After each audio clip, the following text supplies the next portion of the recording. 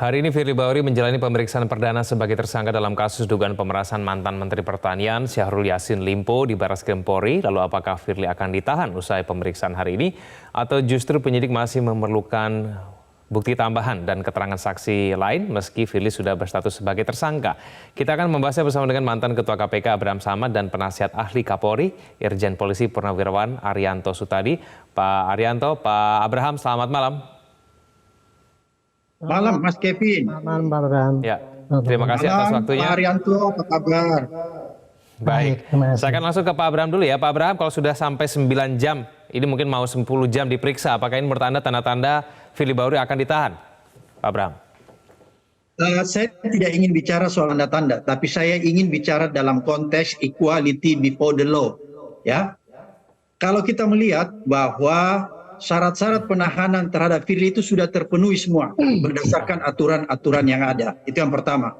Kemudian kalau kita bicara tentang equality before the law, maka polisi hari ini harus segera melakukan penahanan terhadap Firly ketika Firly selesai diperiksa. Kenapa harus segera ditahan? Karena kita lihat bahwa Syahrul Yassin Limpo itu pada saat sudah ditetapkan tersangka, bahkan sebelum dilakukan pemeriksaan yang dijadwalkan pagi harinya, hari Jumat, malamnya yang bersangkutan ditangkap, dibawa ke KPK dan kemudian diperiksa dan ditahan. Ya.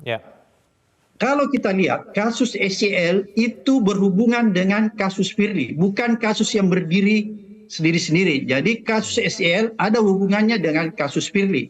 Oleh karena itu, kalau perlakuan hukum terhadap Syahrul Yassin Limpo, yaitu pada saat itu penyidik KPK langsung melakukan penangkapan dan penahanan, maka seyogyanya agar supaya yang perlakuan yang sama juga dilakukan kepada Firly, maka hari ini penyidik harus segera menahan Firly agar supaya masyarakat melihat bahwa tidak ada perlakuan yang istimewa terhadap Firly. Jadi equality before the law itu bisa diterapkan. Karena kalau Firly tidak ditahan hari ini, maka ada perlakuan yang berbeda. Yaitu Syahrul ditahan, bahkan ditangkap, dan kemudian Firly diperlakukan istimewa. Padahal kedua kasus ini adalah kasus yang berhubungan satu sama lainnya. Oleh karena kedua kasus ini berhubungan satu sama lainnya, maka dua-dua tersangka harus diperlakukan sama di depan hukum. Itu yang disebut equality before the law. Oleh karena itu, suka apa enggak suka, berdasarkan aturan yang ada, hari ini Firly harus segera ditahan. Bahkan kalau kita ingin adil, perlakuan yang sama, maka tadi malam seharusnya Firly dijemput. Ya, dijemput, kemudian ditangkap, dibawa ke penyidik kepolisian dan ditahan.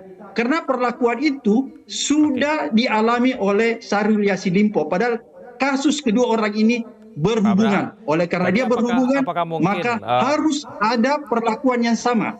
Ya, Pak Abraham, tapi apakah mungkin penanganan perkara dari Polda dan KPK itu berbeda begitu? Betul berbeda, tapi ingat, kasus antara Syahrul Yassin Limpo dan kasus Firly itu mempunyai hubungan yang erat. Sama-sama tindak pidana korupsi. Beda kalau misalnya kasus Yassin Limpo itu berdiri sendiri dan kasus Firly itu berdiri sendiri, tidak ada hubungannya, maka kemungkinan perlakuan itu berbeda satu sama lainnya. Tapi karena kasus SCL itu erat hubungannya dengan kasus Firly dan sama-sama terjerat tindak pidana korupsi, maka perlakuan yang sama, equality before the law, itu harus dilakukan kedua orang ini. Kalau Syahrul ditangkap dan kemudian ditahan, maka seharusnya juga Firly demikian. Itulah keadilan. Oke, Pak Arianto, kalau misalnya polisi tidak melakukan penahanan kepada Firly Bahuri, ini artinya Polda memberikan keistimewaan kepada Firly Bahuri. Tanggapan Anda? Saya sudah menanyakan kepada pihak penyidik ya. Ini saya tanya, loh, Pak ini sekarang ini Pak Firly sudah dinyatakan bisa tersangka gitu kan. Apa yakin benar gitu? Ya sudah mengatakan yakin Pak, buktinya sudah banyak dan kita sudah memutuskan ini berdasarkan dengan gelar. Nah kemudian ketika saya tanya apakah ini kenapa kok nggak segera ditahan? Nah dijawabnya begini, penahanan itu adalah diskresi daripada penyidik untuk kepentingan Kalau penyidik menimbang bahwa itu unsur-unsur itu dianggap masih tidak perlu, ya tidak perlu ditahan. Gitu. Dan katanya juga sekarang ini kan masih ada pra-peradilan. Gitu. Dan kemudian tanpa ditahan pun penyidik yakin bahwa Pak Firly tidak akan mungkin mengulangi perbuatannya dan tidak akan mungkin dia melarikan diri karena harga diri dia akan lebih besar daripada dia melarikan diri. Gitu. Kemudian menghilangkan barang bukti, dia bilang barang bukti yang untuk menuduhkan pasal-pasal yang kita terapkan itu sudah cukup, Pak. Kita tinggal sekarang meyakinkan saja gitu.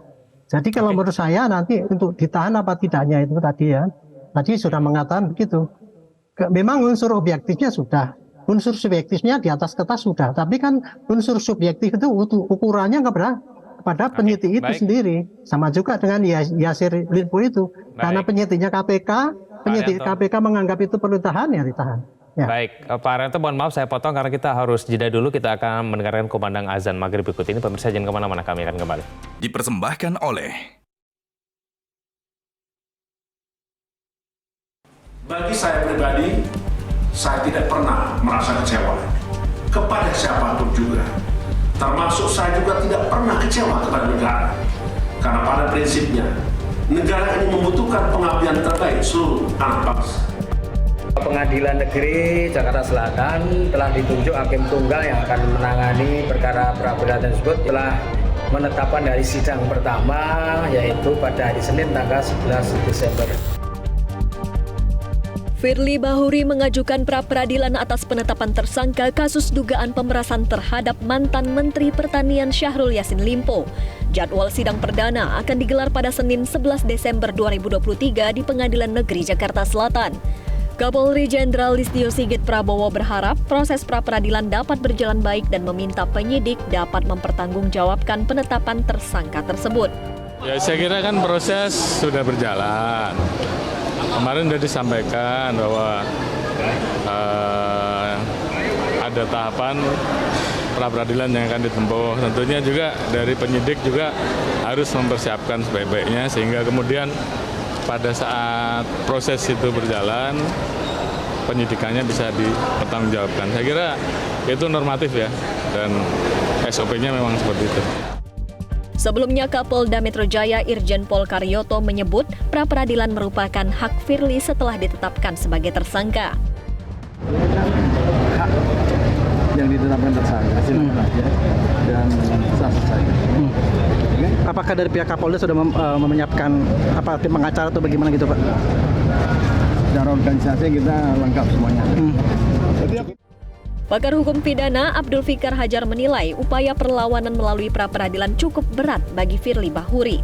Hal tersebut dikarenakan alat bukti yang dimiliki Polda Metro Jaya atas dugaan pemerasan yang dilakukan Firly sudah lebih dari cukup. Firly Bahuri ini bisa membuktikan bahwa tindakan yang dilakukan oleh Polda Metro Jaya itu tidak sah atau tidak sah gitu. Nah itu nanti yang akan menilai adalah pengadilan.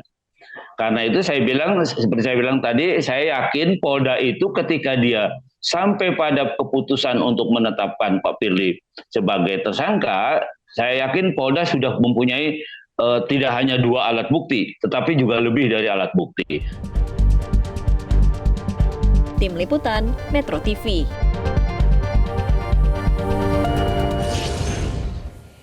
Kembali bersama kami di Prime Time News, kita lanjutkan dialog kita. Saya kembali ke Pak Abraham. Pak Abraham, ada proses pra-peradilan yang sedang berlangsung dan alasan subjektivitas dari penyidik. Apakah alasan-alasan ini sebetulnya bisa digunakan bagi Polda untuk tidak menahan dulu Firly Bahuri, Pak Abraham? Saya mau luruskan pikiran yang sesat. Pikiran yang sesat menyatakan bahwa kalau orang mengajukan pra-peradilan, kelihatannya tidak perlu yang bersangkutan ditahan. Itu pikiran yang sesat. Karena sebenarnya tidak ada hubungannya antara penahanan terhadap kasus pokoknya dengan pra-peradilan yang diajukan tersangka ke pengadilan. Karena ini sudah banyak presidennya. Kalau kita lihat SYL itu juga mengajukan pra-peradilan, tapi toh tetap ditahan. Bahkan ditangkap loh, bukan cuma ditahan. SYL itu surat panggilannya itu besok hari Jumat pagi dipanggil, malamnya sudah ditangkap, ya. Padahal ada pra-peradilan, tetap ditangkap dan dilakukan penahanan. Itu satu. Kemudian kalau kita merujuk di Undang-Undang Tindak Pidana Korupsi ini kan ancaman hukumannya sudah memenuhi standar, sudah memenuhi aturan untuk dilakukan penahanan. Dan kita lihat selama ini ya presidennya bahwa karena kasus korupsi ini adalah kasus yang kategori extraordinary crime ya. Kejahatan yang tidak bisa ditolerir, kejahatan yang luar biasa, kejahatan yang meresahkan seluruh masyarakat. Dia disamakan dengan narkoba, terorisme, dan sebagainya, mendapat perhatian khusus oleh masyarakat. Oleh karena itu, karena dia menjadi kejahatan yang mendapat perhatian khusus masyarakat, maka penyidik itu seharusnya melakukan penahanan karena ini bukan kejahatan yang biasa. Kalau dia kejahatan yang biasa, maka itu bisa saja ya, dengan dalil bahwa ada penilaian subjektif dari penyidik untuk tidak melakukan penahanan. Ya, kita mengerti bahwa dalam aturan ada yang disebut diskresi ya, kebijakan serta penilaian subjektif dari penyidik untuk melakukan penahanan atau tidak menahan. Tapi harus dilihat bentuk kejahatannya, motif kejahatannya. Karena ini adalah kejahatan tindak pidana korupsi, maka sebagian besar dan hampir seluruh kasus korupsi itu kalau orang yang bersangkutan sudah ditetapkan sebagai tersangka, maka selalu dilanjutkan dengan penahanan. Belum lagi kalau kita lihat Mas Kevin ya, di dalam klasifikasi tindak pidana korupsi berdasarkan undang-undang korupsi itu kan banyak klasifikasinya. Kejahatan korupsi itu macam-macam. Ada penyuapan, ada gratifikasi, ada penyelewengan dalam jabatan, ada pemerasan. Kasta tertinggi atau klasifikasi tertinggi dari kejahatan-kejahatan korupsi itu adalah pemerasan. Kalau Anda mau tahu. Oleh karena dia menjadi kasta tertinggi dari beberapa klasifikasi tindak pidana korupsi, maka tidak ada alasan untuk tidak melakukan penahanan. Belum lagi kalau kita saya ke Pak Arianto ya, Pak Abraham ya. Pak Arianto, lagi-lagi penanganan terhadap Firly Bahuri dibandingkan lagi dengan SYL. SYL belum diperiksa sebagai tersangka saja, malamnya sudah langsung dilakukan penahanan, Pak Arianto. Ya itulah bedanya, karena yang menangani SYL itu kan KPK. Dia pakai style daripada KPK sendiri. Dari dulu KPK kan menggunakan style tersendiri itu. Pokoknya kalau sudah tetapkan tersangka pasti harus ditahan kan gitu. Nah, ini kan tergantung dari penyidik juga itu. Nah, ini sekarang kebetulan yang menangani pemeriksaan Firly itu dari Polda Metro. Polda Metro masih pakai penyidikannya sendiri, pakai stylenya dari penyidik itu sendiri. Penyidik pasti akan berhitung juga Pak itu. Kalau dia itu buru-buru sekarang penahanan kan batasan waktunya ada itu. Ini ya, menurut saya nih pertaruhan daripada profesionalisme polisi itu sudah dipertaruhkan mulai dia menyatakan sebagai masuk ke penyidikan. Itu sudah hebat ya menurut saya Pak, berarti dia sungguh-sungguh. Nah sekarang ini akan diperaturan lagi apakah berkasnya ini nanti diterima oleh jaksa apa tidak. Nah disinilah polisi terus menggali terus ya, walaupun sudah banyak saksi. Sekarang kan diperiksa ulang. Karena apa? Firly kan semua membantah itu. Makanya dia menumpuk-numpuk bukti yang sangat kuat supaya nanti berkas itu bisa diteliti dan bisa diterima oleh jaksa sehingga nanti bisa disidangkan. Jadi langkah-langkah daripada penyidik itu masih melalui berbagai penyaringan. Nah kalau mau hemat saya, penahanan itu tidak ada dalilnya harus ditahan, tidak ada. Penahanan jelas kok. Jelas penahanan itu bisa dilakukan apabila syarat objektif memenuhi syarat dan syarat subjektif memenuhi syarat. Syarat subjektif memenuhi syarat itu adalah tergantung daripada subjektif daripada penyidik itu, bukan subjektif daripada orang lain. Seperti tadi dikatakan sudah cukup bukti, dua cukup bukti. Itu dua cukup bukti itulah yang menurut saya itu menyesatkan. Karena ya Pak, yang namanya dua alat bukti itu alat bukti untuk setiap step daripada tindakan itu harus ada dua alat bukti. Jadi kalau dihitung itu nanti ya, kasus-kasus yang diterapkan sama Pak Firly itu kan banyak itu bisa ribuan alat bukti itu yang ada di situ, baru itu memenuhi syarat itu bisa menyakitkan hati. Tapi kenapa kemudian dalam penanganan kasus ini Polda khususnya itu dianggap terlalu berhati-hati, bahkan ada yang mengatakan bahwa Polda itu agak lamban begitu dalam kemudian melakukan penanganan terhadap Firly Bahuri. Menurut saya bukan hati-hati. Karena itu merupakan kesungguhan, ini merupakan taruhan itu Pak menurut saya. Dia sudah terlanjur menyatakan sebagai penyidikan, ini harus goal kan gitu kan. Jadi tidak kemudian ya ini kalau langsung ditahan itu namanya menurut saya malah gergetan kalau dia merasa itu masih buktinya kurang cukup. Kalau menurut hemat saya sekarang ya, ukurannya itu nanti kita lihat lah. Mudah-mudahan berkas ini cepat selesai, dikirim ke jaksa, dan kemudian jadikan bahan penuntutan. Itulah ukuran daripada kesungguhan polisi ini, Pak. Mau cepat mau tidak itu dari situ. Karena memang harus hati-hati nih. Apalagi yang dituntut kan juga polisi juga kan gitu. Seakan-akan kan kalau kita gegabah gitu, nanti kemudian ternyata gagal. Kan malu-maluin kan gitu. Itulah. Jadi menurut saya ini tidak ditafsirkan sebagai kesungguhan gitu. Dan kehati-hatian, ukurannya adalah nanti hasilnya saja lihat. Jadi jangan berandai-andai gitu. Pak Abraham, menurut Anda apakah memang ada pengaruh lain, faktor lain yang kemudian berpengaruh terhadap penanganan kasus ini? Mungkin karena relasi kuasa atau mungkin ada faktor kekuasaan lain, intervensi begitu? Menurut Anda? Ya, saya mau luruskan pernyataan Pak Arianto. Tadi dia katakan bahwa kalau belum ditangkap berarti polisi masih berhati-hati, masih mengumpulkan alat bukti yang lain. Enggak. Ketika seorang tersangka sudah ditetapkan sebagai tersangka, itu berarti alat bukti sudah terpenuhi untuk menetapkan orang itu sebagai tersangka. Oleh karena itu, sebenarnya sudah layak dilakukan penahanan. Kalau masalah yang tadi dikatakan itu adalah masalah perampungan pemberkasan, bukan mengenai alat bukti. Jadi harus dibedakan.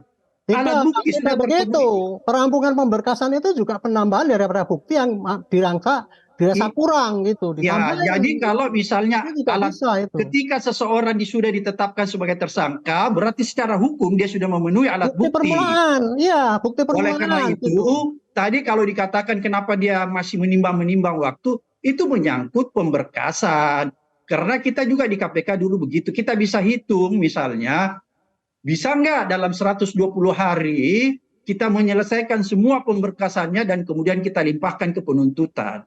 Saya pikir itu sudah bisa dihitung dan saya punya pengalaman juga seperti itu, sehingga menurut hemat saya ini tinggal goodwill sebenarnya ya, kemauan yang baik. Apakah polisi mau melakukan penahanan apa enggak? Tapi lagi-lagi kewenangan itu memang ada pada penyidik. Ini kita cuma berbicara dalam konteks bahwa ada asas hukum yang disebut equality before the law dalam kasus yang sama. Betul yang dikatakan Pak Arianto itu tadi bahwa penyidiknya berbeda KPK. Itu betul sekali. 200%, bahkan 1000%. Tapi harus dilihat. Kasus SEL itu berhubungan dengan kasus Firly. Beda kalau misalnya kasus SEL itu berbeda, kasus Firly berbeda, itu mungkin saja kita tidak bisa menyatakan bahwa ada perlakuan sama. Tapi kasus ini adalah kasus yang punya hubungan, maka perlakuannya harus sama. Itu harus kita belajar lagi. Saya berikan kesempatan kepada makanya cara pandang kita terhadap hukum, Mas Kevin, saya tetap cara pandang kita terhadap hukum itu tidak boleh linear, tidak boleh deterministik. Kita dengarkan dulu tanggapan Pak Arianto ya. Pak Arianto silakan. Agar supaya kita bisa menangkap keadilan yang ada di dalam masyarakat, gitu. Baik, oke, Pak Arianto, silakan menanggapi. Ya, menurut saya ya gaya masing-masing penyidik itu beda-beda, standarnya sendiri berbeda-beda gitu kan. Sekarang ini masalah penahanan itu otomatis sudah pasti subjektivitas daripada penyidik. Kalau penyidik masih mengatakan masih begitu, ya jangan dipaksa-paksa bahwa ini melambat. Kenapa dia memperlambat atau enggak serius masih berani menyatakan itu dalam menjadi penyidikan? Kan dia sudah berani ambil taruhan kan gitu kan. Nah sekarang tinggal tunggu saja hasilnya itu. Kalau memang diragukan bahwa polisi itu tidak nangani tidak serius, kenapa kasus ini kan katanya tadi pemerasan adalah kasus yang lebih tinggi daripada korupsi gitu. Kan itu kalau kayak gitu kan kalau itu dianggap kasusnya serius dan mandek di polisi, kan KPK juga bisa ambil alih itu. Kalau enggak seperti itu. Jadi begini, Pak. Yang bagus ya menurut saya. Saya tidak pernah menyatakan polisi lambat. Kita tidak ada satupun kalimat yang saya sampaikan di sini bahwa polisi lambat. Justru saya mengapresiasi polisi luar biasa bisa menetapkan tersangka Firly. Itu saya akui dari awal, saya selalu mengapresiasi. Boleh dilihat pernyataan-pernyataan saya. Cuman saya bilang harus polisi itu menerapkannya namanya equality before the law, itu menurut saya. Bukan polisinya lambat. Kita akui polisi. Saya Pak Arianto dan Pak Abraham, waktu kita sudah habis. Mohon maaf. Paling tidak kita akan menunggu malam hari ini ya, apakah nanti akan Firly Bahuri akan ditahan atau tidak. Baru nanti kita akan mulai diskusi lagi apa alasan-alasan kemudian melakukan penahanan, apa alasan-alasan kemudian tidak melakukan penahanan. Kita akan tunggu pada malam hari ini. Terima kasih Pak Arianto, terima kasih pada Pak Abraham telah bergabung bersama kami di Prime Time News. Selamat malam. Jelajahi cara baru mendapatkan informasi. Download Metro TV Extend sekarang.